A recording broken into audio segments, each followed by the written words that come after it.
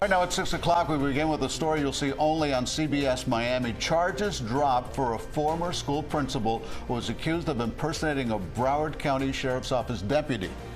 Tonight, Karlton Johnson is speaking out. Good evening, I'm Elliot Rodriguez. And I'm Lauren Pastrana. Thank you for joining us. CBS News Miami's Peter Dench spoke one-on-one with Johnson, who insists the incident was just a big misunderstanding. We obtained this closeout memo from the Broward State Attorney's Office. It said that there was insufficient evidence to prove beyond a reasonable doubt that Karlton Johnson committed the crime of falsely impersonating a law enforcement officer. I'm happy. I get an opportunity to move on with my life and, thank my family and friends and the communities in South Florida. 58-year-old Karlton Johnson tells me he is relieved after charges against him for allegedly impersonating a BSO deputy during a traffic stop in January are dropped.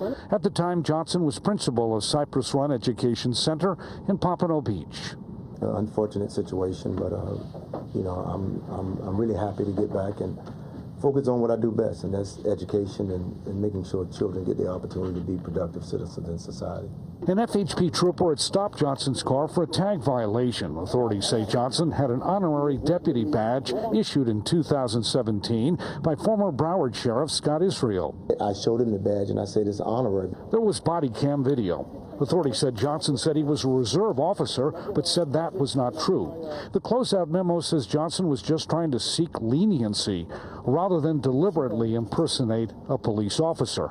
The closeout memo says that there was no crime, that there's no way they could prove anything beyond a reasonable doubt because it doesn't satisfy the elements. There was no attempt on his part to use a badge to shake anybody down, to create arrest of anybody. I just wish that we communicate a little bit more so we won't have misunderstandings to this nature.